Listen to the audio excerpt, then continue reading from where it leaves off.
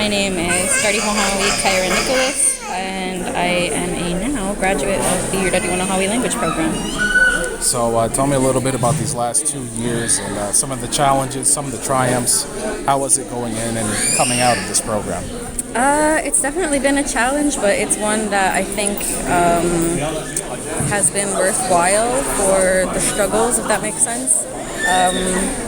Very lucky to have a lot of support within my family who has been able to help push through those hard times and those struggles. But I think a lot of it is just a mental game of how well do you know yourself, how well do you relate to your classmates, your community, your teachers, and how do you continue it going forward after. And you have a sister, right? She's going through the program now, so how does that feel knowing that within a few years, maybe within the next year or two, that you're going to be able to really connect in the language with your sister?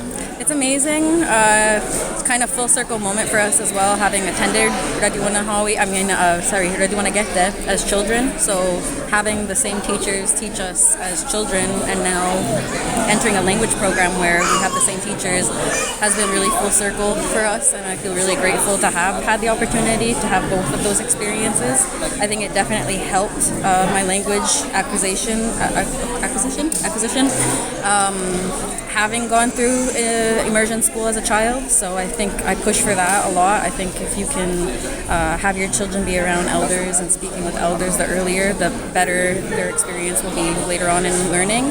And my sister has kind of expressed those same thoughts, that she wishes that she didn't switch earlier out of Karihwenhá school into non-emergent schools earlier, so that she would have maybe retained a similar amount of language that I have now. So it's really exciting because then we've already started to talk, and it's exciting to see how much more maybe she will be able to understand the morphology that where I may have struggled in an understanding. It's exciting to know that with her fresh ears and eyes, she might be able to point out things that I missed out on in my time here, and will be able to continue to learn and share it with our nieces, nephews, families, all that.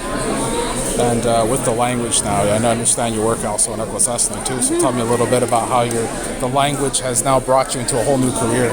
Yeah, so by joining this language program, I had the opportunity to be introduced to my partner, and that's what led me to move to Akwesasne.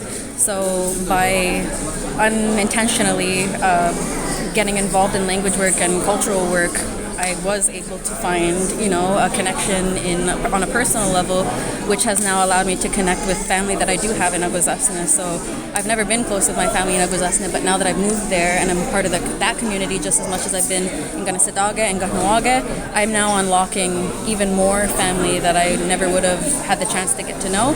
And I'm meeting people, making connections.